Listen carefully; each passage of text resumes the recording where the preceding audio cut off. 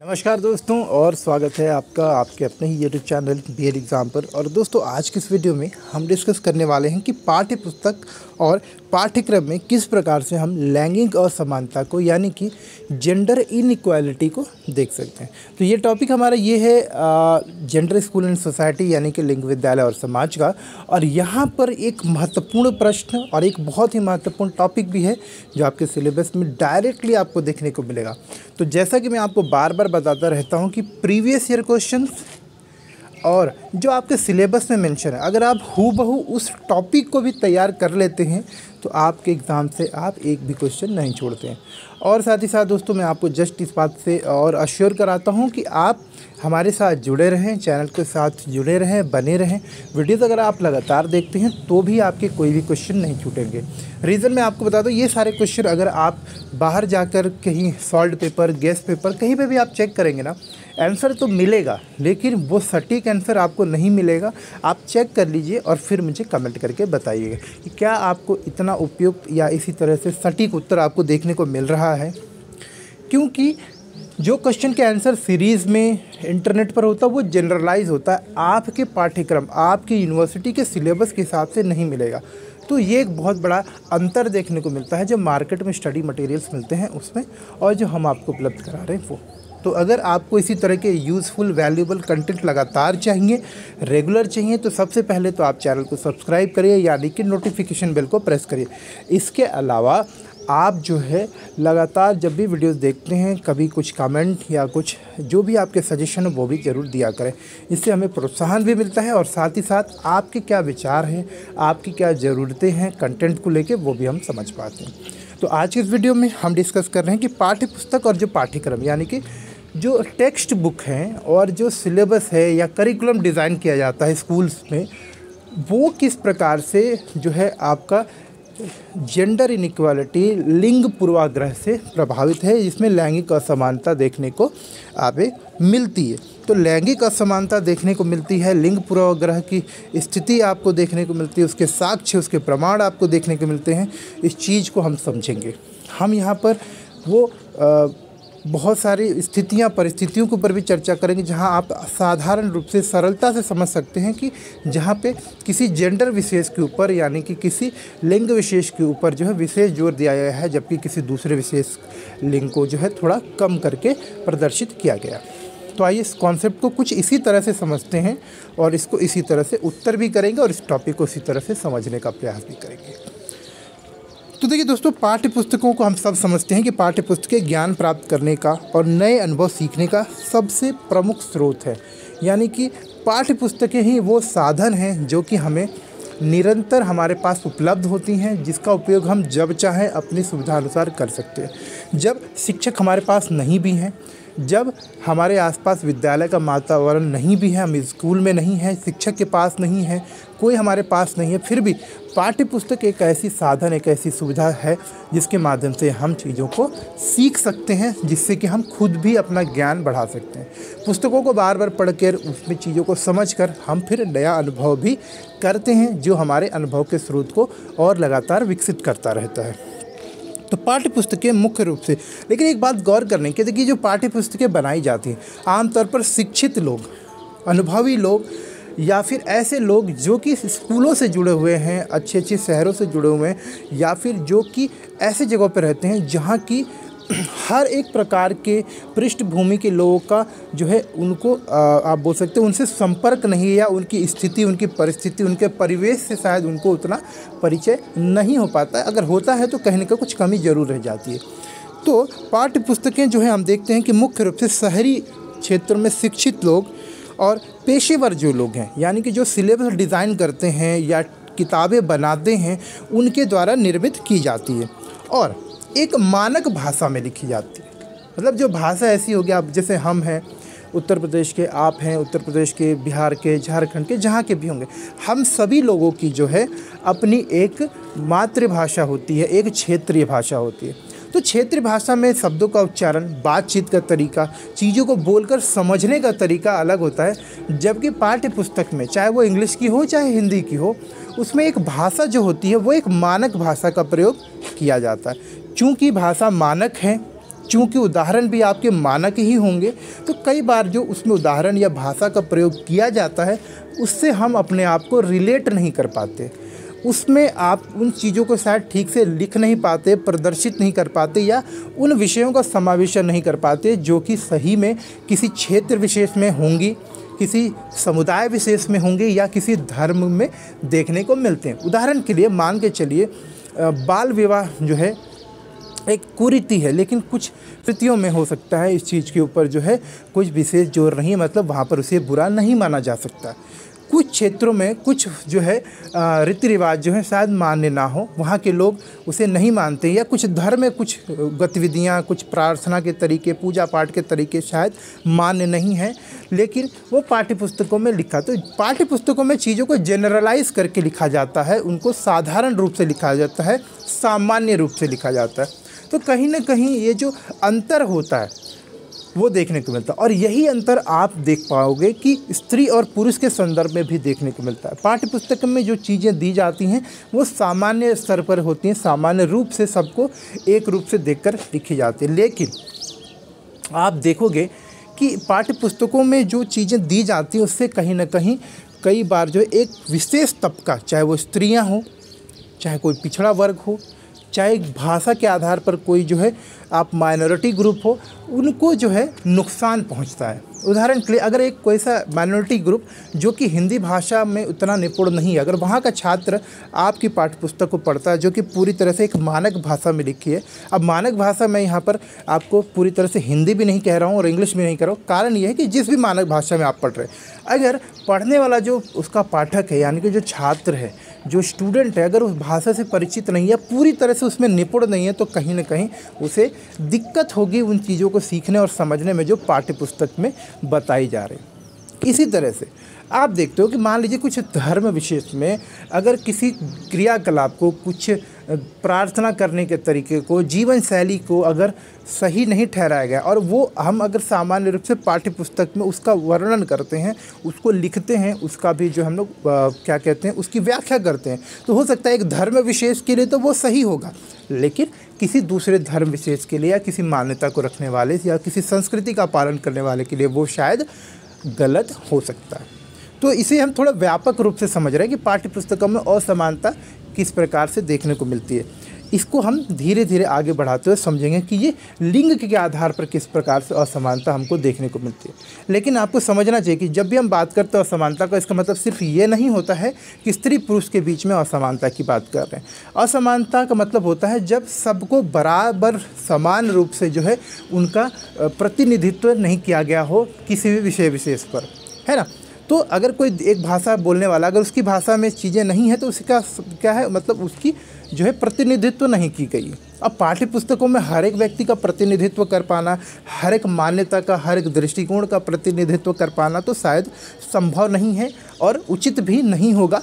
कि सबका मतलब सबकी कर पाएँ, क्योंकि वो बहुत बड़ा पाठ्यक्रम बन जाएगा, बहुत लेंदी बन जाएगा और फिर भी जो है लोग जो है पूरी तरह से उससे संतुष्ट नहीं होंगे। लेकिन कुछ विषय ऐसे हैं जैसे कि महिलाओं का पुरुषों के समान में समान रूप से जो है उनका भागीदारी प्रदर्शित की जाए, उनको समान रूप से दिखाया जाए, महिलाओं और पुरुषों को समान रूप से जो है एक स्तर पर लाकर प्रदर्शित किया जाए, ये तो किया जा सकता है, इसमें किसी को कोई आपत्ति नहीं हो सकती है। तो पाठ्य पुस्तकों में ऐसी बहुत सारी चीज़ें आपको देखने को मिलेंगी जहाँ की असमानता आपको देखने को मिलता है। जैसे मैंने आपको बताया यहाँ कि पाठ्य पुस्तकें ज्ञान का स्रोत होती हैं, पाठ्य पुस्तकों से ही तो चीज़ें हम सीखते और समझते हैं। लेकिन क्योंकि ये पाठ्य पुस्तकें ऐसे लोगों द्वारा लिखी जाती है जो ज़्यादातर समय या ज़्यादातर जिनका जो संवाद होता है वो शहरी परिवेश में होता है, शहरी लोगों के साथ में होता है और वो एक अच्छे वातावरण से ही परिचित होते हैं, तो कहीं ना कहीं वो कुछ चीज़ें मिस कर जाते हैं, भूल जाते हैं, जो कि जो है ग्रामीण क्षेत्रों में भी देखने को मिलता है। तो इससे होता क्या है कि जो चीज़ें वो कंटेंट लिखते हैं ना, जो विषय वस्तु लिखी जाती है पुस्तकों में या फिर सिलेबस में वर्णित होता है, उसके द्वारा सबको बराबर लाभ नहीं मिल पाता है, सब उसको ठीक प्रकार से समझ नहीं पाते। तो ग्रामीण क्षेत्रों में भी कई बच्चे जो हैं आप देखेंगे कि जो खासतौर पे अगर विदेशी भाषा जैसे इंग्लिश या फ्रेंच अगर ऐसे विषयों में पढ़ाया जाए तो कहीं ना कहीं बच्चों को थोड़ी ऐसा लगता है कि यार कौन सी भाषा हम सिखाया जाए, तो सीखने समझने में दिक्कत होती है। अब आप देखेंगे कि पाठ्य पुस्तकों में ऐसे कई सारे उदाहरण होते हैं, कई सारे पाठ होते हैं, कई सारी कविताएं देखने को या कुछ भी ऐसे चीज़ें आपको पढ़ने को मिलेंगी जिससे कि आपको लगेगा कि यार यहाँ पर लिंग पूर्वाग्रह या फिर आप देख सकते हैं कि असमानता का एक तरह से आपको छाप देखने को मिलती है। तो पाठ्य पुस्तकों में अब यहाँ पर देखिए इंपॉर्टेंट लाइन मैं आपको बता रहा हूँ, यहाँ पे इस पॉइंट को आप नोट करिएगा अपने क्वेश्चन के हिसाब से कि देखिएगा पाठ्य पुस्तकों और पाठ्यक्रम में एक मजबूत लिंग यानी कि काफ़ी आपको एक व्यापक रूप से लिंग पूर्वाग्रह देखने को मिले। लिंग पूर्वाग्रह का मतलब स्त्री पुरुष में भेदभाव की स्थिति आपको देखने को मिलेगी, और पूर्वाग्रह का मतलब होता है जो कि पूर्व से ही हमने दिमाग में बैठा रखी, यानी कि एक रूढ़िवादी सोच देखने को आपको मिलेगा। तो महिलाओं का और पुरुषों का एक निश्चित प्रारूप के अनुसार जो है प्रारूपण भी आपको देखने को यहाँ पर मिलेगा। पाठ्य पुस्तकें चाहे वो अंग्रेजी की हो, विज्ञान की हो, गणित की हो या किसी विषय विशेष की हो, आपको विशिष्ट स्थितियों में चित्र होते हैं और प्रतीक जो उसमें उपयोग किए जाते हैं, चाहे उदाहरण उपयोग किए जा रहे हैं, चाहे कोई कहानी लिखी गई हो, चाहे कोई समस्या है, कोई क्वेश्चन दिया गया, उसमें आप देखोगे कि रूढ़िवादिता कि आपको अवसर देखने को मिलेगा। रोल मॉडल्स को जो है स्थायी रूप से एक लिंग विशेष के रूप में प्रतीक आपको देखने को मिलेगा। उदाहरण के लिए मैं यहाँ पे ये बोलना चाह रहा हूँ कि आप अगर उदाहरण देखते हैं, जब ये बताया जाए कि वो स्ट्रांग है तो देखेंगे कि वो मर्द बहुत स्ट्रांग है, वो लड़का बहुत स्ट्रांग है। कई कम ही अवसरों पर आपको देखने को मिलेगा कि महिलाओं को जो है मजबूत, जिम्मेदार और घर की देखभाल करने वाली स्थिति में दिखाया जा रहा है। तो मतलब एक निश्चित प्रारूप के रूप में ही पाठ्य पुस्तकों में भी जो है चीज़ों को वर्णित किया गया है, जिससे कि जो है असमानता, खासतौर पे लैंगिक असमानता जो है बढ़ता है, जिससे कि लैंगिक असमानता जो है देखने को मिलता है। और ये क्यों होता है? क्योंकि हम लिंग के प्रति जो है एक पूर्वाग्रह लेकर ही पाठ्य पुस्तकों का निर्माण कर रहे हैं। तो कहीं ना कहीं सामाजिक स्तर पर तो है ही, आप देखते हैं कि पाठ्य पुस्तकों में, शिक्षा में भी जो है लिंग पूर्वाग्रह है। शैक्षिक क्षेत्र में भी आप जो है लिंग के आधार पर असमानता देख सकते हैं। तो आइए इस चीज़ को थोड़ा बेहतर तरीके से समझने का प्रयास करते हैं। अक्सर देखिए आप ये किस तरह से हम देख सकते हैं, उदाहरण के लिए आप देखेंगे अक्सर लड़कों को साहसी, वाकपटु,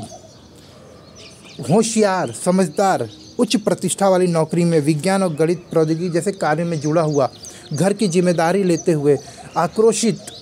तेज तर्रार, इस तरह के प्रतीक के रूप में, इस प्रकार के व्यवहार करते हुए, इस प्रकार के रोल में दिखाया जाता है। इस प्रकार के विषयों में वो रुचि रखते हैं। विज्ञान में, गणित में वही होशियार हैं, गणित और विज्ञान सिर्फ पुरुषों की ही रुचि होती है, इस तरह से उनको प्रदर्शित किया जाता है। जिससे होता क्या है,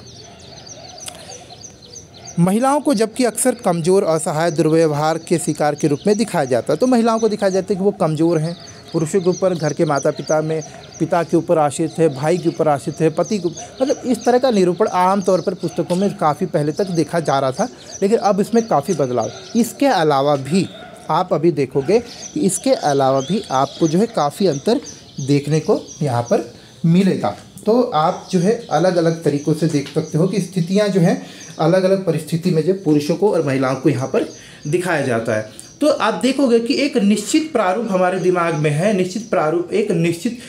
जो आप बोल सकते हैं रोल में ही जो है पुरुषों को और महिलाओं को दिखाया जाता है। यह चित्रण समाज में महिलाओं की स्थिति में सुधार के लिए मजबूत बाधाओं के रूप में काम करता है। अब जब इसी तरह से हम किताबों में भी पढ़ाएंगे, तो हमने पहले ऊपर चर्चा की, किताबें क्या है, अनुभव और ज्ञान का माध्यम। तो अगर आप ये ज्ञान दे रहे हो कि महिलाएं सबल नहीं होती हैं, महिलाएं एक अच्छी नेता नहीं बन सकती, अच्छी वक्ता नहीं होती, घर की देखभाल नहीं करती, अगर ये ज्ञान हम दे रहे हैं पुस्तकों के माध्यम से, पाठ्यक्रम के माध्यम से, तो कहीं ना कहीं हम लैंगिक असमानता को लगातार बनाए रखे हुए हैं। कहीं ना कहीं उसको दूर करने की जो हमारे प्रयास है उसको हम जो है कम कर रहे हैं। तो लैंगिक समानता के क्षेत्र में, लैंगिक समानता के दिशा में जो है पाठ्य पुस्तकों में जो लिंग पूर्वाग्रह की जो छाप है, जो इसका असर है, वो एक बहुत बड़ा कारक होता है। तो विषय के चयनों में भी आप कई बार देखोगे कि अगर विषय चयन करने की भी बात आती है, जैसे कि लड़कों को कौन से विषय लेने हैं, लड़कियों को कौन से विषय लेने हैं, जब ये भी स्थिति आप देखते हो तो इसमें भी आपने देखा होगा कि लड़कियों के जो गैर पारंपरिक विषय, जैसे कि आमतौर पर विज्ञान है, इसके अलावा जो स्पोर्ट्स है, फिजिकल एजुकेशन, इस तरह के विषय चुनने के लिए पूरी आज़ादी नहीं होती है। तो गैर पारंपरिक विषय क्षेत्रों को लेने की स्वतंत्रता नहीं होती है। अगर लड़की बोले कि नहीं यार मैं रिसर्च करूँगा, मैं पायलट बनूँगा, मैं एरोनॉटिकल इंजीनियरिंग, इस तरह के विषय जब लेते हैं तो घर वाले भी कहीं ना कहीं, यहाँ तक कि शिक्षक भी कहीं ना कहीं उनको पूरी तरह से सहयोग करते हुए नहीं दिखते। कई राज्यों में लड़कियों को व्यावसायिक पाठ्यक्रम प्रदान करने के लिए एक प्रतिबंधात्मक नीति का पालन भी किया जाता है, यानी कि लड़कियां उस पर्टिकुलर कोर्स को नहीं कर सकती। इस तरह के भी कई जगह नियम पहले देखने को मिलते थे। केवल आसान विकल्प जैसे कि सिलाई, ड्रेस डिज़ाइनिंग, खाना बनाना, सचिवीय अभ्यास यानी कि जिसको बोलते हैं ऑफिस ऑपरेटर का कार्य, तो इस तरह के विषय जो कि देखने में ही लगते हैं कि सरल है, मतलब क्योंकि हमने पहले से ही दिमाग में पाठ्यक्रम में हमने पहले से ही ये निश्चित कर लिया है कि महिलाएं जो है सरल कार्य ही कर सकती हैं। वो काम जो कि आज तक शायद महिलाएं नहीं करती रही, या वो विषय जिसमें ज़्यादातर महिलाएं आज तक देखने को नहीं मिली, महिलाओं को वो चुनने का अवसर भी नहीं दिया था। तो आप देखो कि पाठ्यक्रम के स्तर पर भी आप देखो कि लैंगिक पूर्वाग्रह आपको देखने को मिल रहा है, यानी कि विषय के चुनाव में भी आमतौर पे तो लड़कियां खुद से भी नहीं चुनती, लेकिन शिक्षक भी प्रोत्साहित नहीं करते, माता पिता भी प्रोत्साहित नहीं करते, और जो हमारा सामाजिक संगठन है, सामाजिक संरचना है, समुदाय का जो स्तर है, वो भी जो है महिलाओं को जो गैर पारंपरिक विषय है, जैसे कि गैर पारंपरिक विषय, उसे चुनने में मदद नहीं। अब यही बात जो है पुरुषों पर भी लागू होता है। अगर कोई लड़का जिसका हुनर है, जो इंटरेस्टेड है, वो चाहता है कि वो होम साइंस ले, वो चाहता है कि वो सिलाई करे, ड्रेस डिजाइनिंग करे, या फिर शेफ बनना चाहता है, कुकिंग करना चाहता है, अगर वो ऐसे गैर पारंपरिक विषय लेता है जो कि पुरुष नहीं लेते आमतौर पर, क्योंकि पारंपरिक विषय तो यही है कि ज्ञान, प्रौद्योगिकी, इसके अलावा साइंस, इसके अलावा डॉक्टरी, यही प्रौद्योगिकी यानी कि जो रेगुलर विषय है यही तो पुरुष लेते हैं। इन्हें पारंपरिक विषय के रूप में जाना जाता है कि भाई पुरुष ये विषय लेते, ऐसा है नहीं, लेकिन ऐसी रूढ़िवादिता है। तो जब इससे हटकर इसके इतर जो है पुरुष दूसरे विषय लेते हैं, तो भी समस्या हो जाती है कि भाई पुरुष जो है गलत काम कर रहा है, ये तो इसे विषय नहीं लेना चाहिए। उनको हतोत्साहित किया जाता है, उनको प्रोत्साहित नहीं किया जाता, उनको जो है मना किया जाता है। तो लड़कियों के साथ नहीं, लड़कों के साथ में भी जो है ये असमानता देखने को मिलती है। तो पाठ्य पुस्तक में या फिर हम जब भी असमानता की बात करते हैं, सिर्फ स्त्रियों की बात नहीं करेंगे, हम पुरुषों को भी ध्यान में रखते हुए इस चीज़ की चर्चा करेंगे। तो आप देख रहे हो कि पारंपरिक समाज की एक रूढ़िवादिता है, और वही रूढ़िवादिता एक पूर्वाग्रह जो है लिंग को लेकर, जेंडर को लेकर, एक जो प्री कॉन्सेप्ट है, हम बोलते हैं ना स्टीरियोटाइप्स जो है, ये पाठ्य पुस्तकों में भी है, विषयों के चुनाव में भी देखने को मिलता है, विद्यालय में भी देखने को मिलता है कि लड़कों को वो विषय जो शायद आमतौर पर लड़कियां ही पढ़ती हैं उसे भी चुनने का अवसर नहीं दिया जाता है, और लड़कियों को वो विषय जो कि आमतौर पर लड़के, जैसे कि इंजीनियरिंग, डॉक्टरी, मेडिकल, ITI, डिप्लोमा, जिसमें मेहनत का काम लगता है, पायलट बनने का काम, लोको पायलट का काम, इस तरह के काम, फायरमैन का काम, तो इस तरह के जो काम है उसे शायद महिलाओं को करने के लिए प्रेरित नहीं किया जाता। तो ये सारी चीज़ें आप देख रहे हो कि पाठ्य पुस्तकों के माध्यम से भी, पाठ्य पुस्तकों के अलावा भी जो है आप देखोगे महिलाओं को ये चीज़ें समस्या का सामना करना पड़ रहा है, और पुरुषों को भी समस्या का सामना करना पड़ रहा है। तो ये स्थिति आप साफ साफ देख सकते हो कि पाठ्यक्रम में किस प्रकार का जो है पूर्वाग्रह है, लैंगिक असमानता देखने को मिलती है। समानता का मतलब क्या कि सबके लिए उपलब्ध होनी चाहिए, लेकिन ये चीज़ें सबके लिए उपलब्ध नहीं है, भेदभाव है, चुनाव में कई बार अड़चन आती है, कई बार जो है हम चाहते हुए भी उन विषयों को नहीं ले सकते। तो ये एक बड़ी बात है।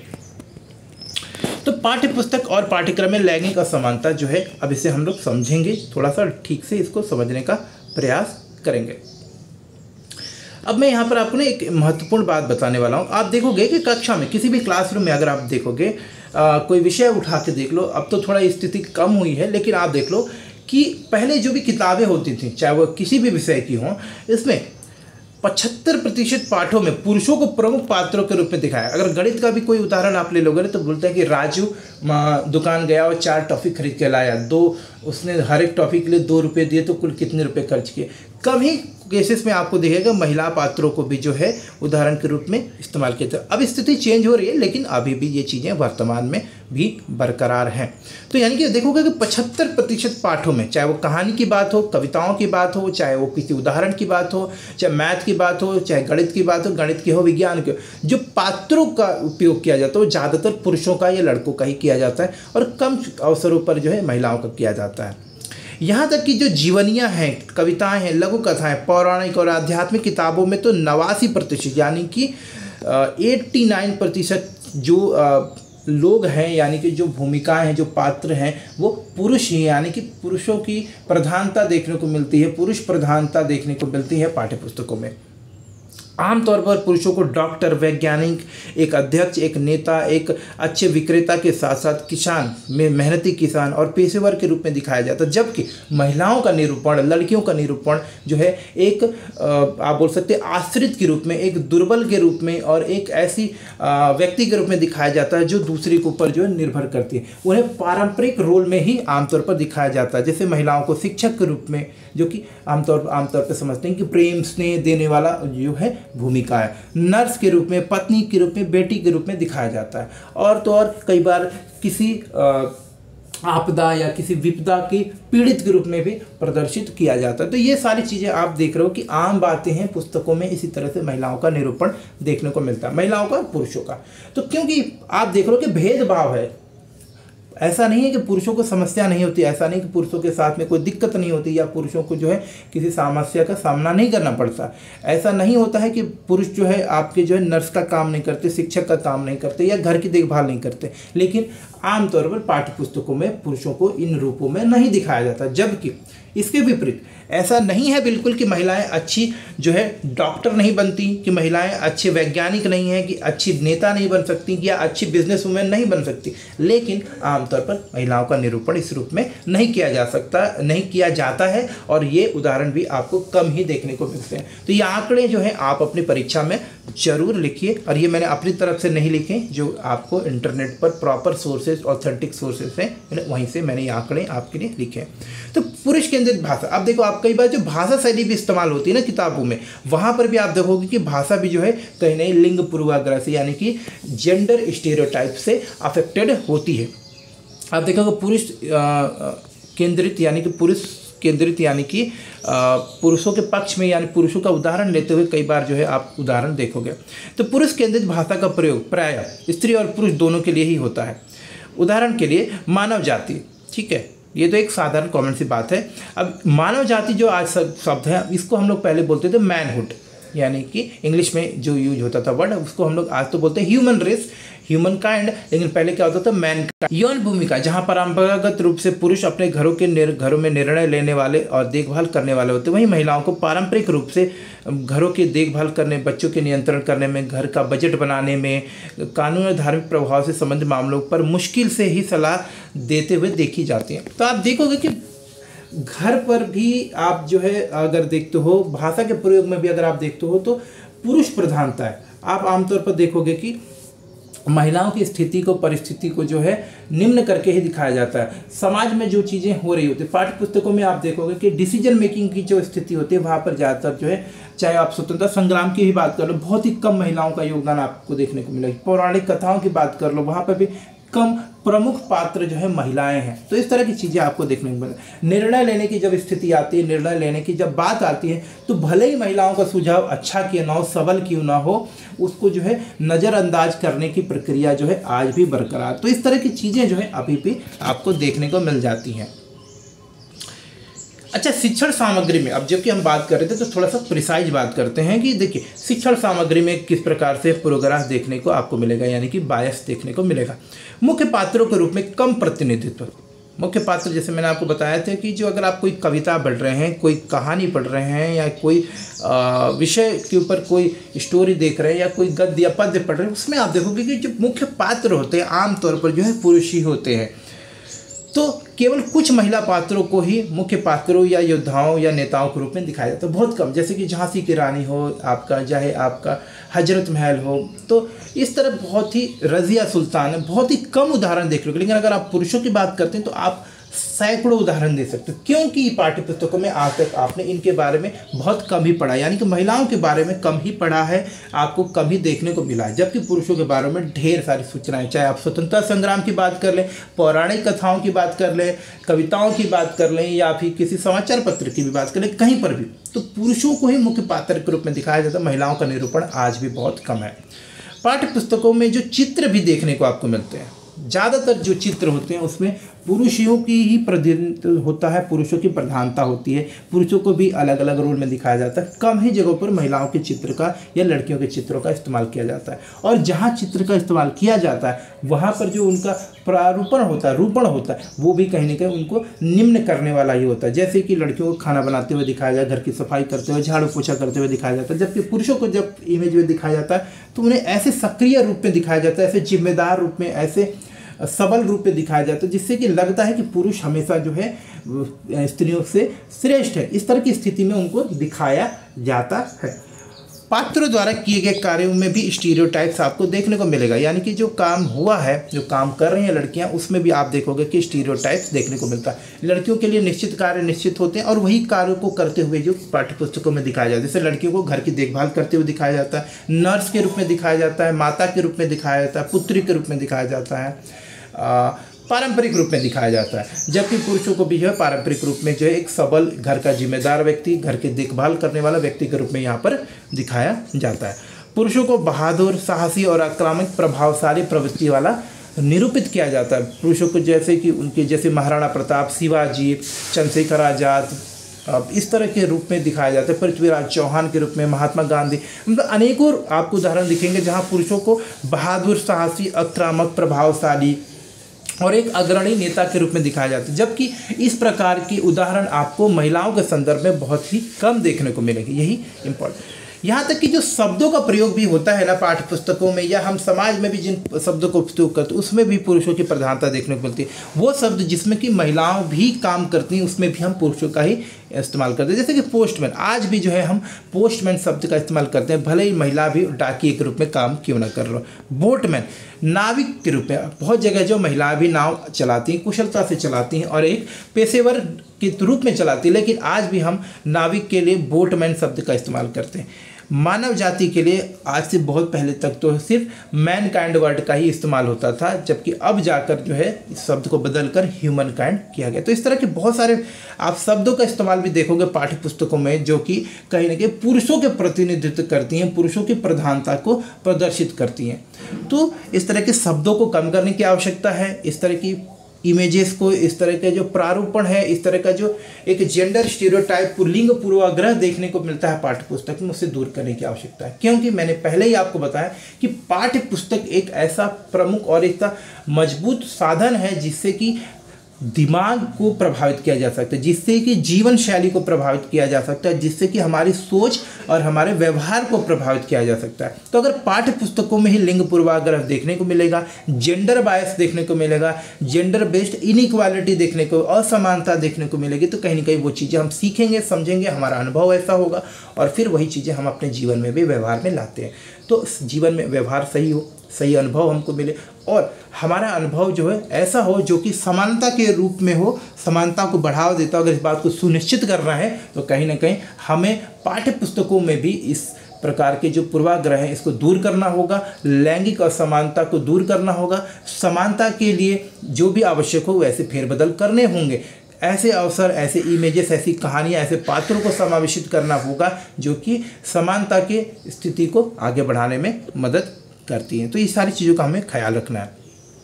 और उदाहरण देखते हैं, पुरुषों को परिवार के देखभाल के रूप में, यानी कि पुरुषों को घर के देखभाल करने वाले जिम्मेदार व्यक्ति के रूप में दिखाया जाता है, जबकि महिलाओं को घर के लोगों की देखभाल करने के लिए परिवार की जिम्मेदारियां उठाना, यानी कि घरेलू रूप में ही हमेशा दिखाया जाता है। तो ये भी एक उदाहरण है लिंग पूर्वाग्रह का। भाई महिलाएं भी तो घर में